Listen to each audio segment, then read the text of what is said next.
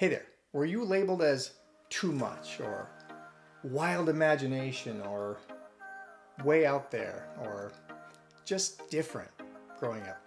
I was, and I waited way too long to embrace it. So the reason I say this is Elio was a fantastic movie for those of us that had big dreams or big thoughts or big imaginations and constantly having somebody telling us to reel it in or to maybe question those things when really we should have been encouraged to expand and blossom and grow in that. One of the most beautiful things about this movie is that no matter how many people doubted Elio, or no matter how many people told him he was crazy, or the thoughts that he had were just, too out there, he knew what he knew because he felt it here, and he refused to give up. And it paid off in the end. He wasn't trying to do these things for selfish reasons. He was just knowing that there's more. He felt like he didn't belong. And so he wanted to find a place where he belonged. I think a lot of us can relate to that. I don't know what it is about Disney's fixation with killing the parents so young.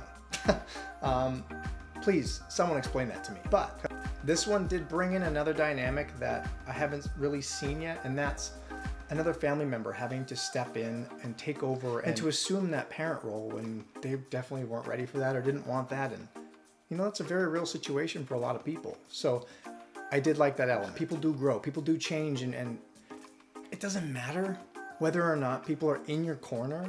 If you have a vision and if you have a belief and if you have something that you're going for, who cares what anybody else says? If you're not hurting anybody, and if your goal is to try to be better than you were yesterday, if your goal was to try to find something bigger, greater, and move things along and progress things, go for it. Who cares what anybody says? You're gonna have people doubting you. That's how it is, and Elio didn't care. And I loved that about this. And it was hard for him.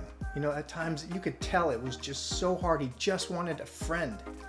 And another element I love so much about this, it showed, somebody might have an exterior shell that's hard or cold or mean or comes across a certain way, but underneath all that, there's a person. There's maybe a hurt individual, or there's somebody who doesn't want to be that way, but maybe they had to, or they were forced to, or they don't know how to let those walls down. And it kind of shows how that can be done. And man, there was a lot of layers to this movie, more than I expected, and I do hope more people end up gravitating to this movie. I think it's a good lesson for kids, a good reminder for us adults. The weird millennial emo kid in me, obviously is gonna love movies like this, and it has to do with aliens, so of course I'm gonna love that. And anything that's going to expand the imagination, I'm all for. So I definitely give this movie a higher rating. I would say probably an 8 out of 10 just for the story. If you love movies, if you love entertainment, if you love talking and connecting with others who love movies, TV, film, theme parks, all that, you found your people. Plus sign, like, comment. Hey, let's talk. Let's keep the conversation going. I love this stuff. So let's be friends, and thank you for watching. More to come.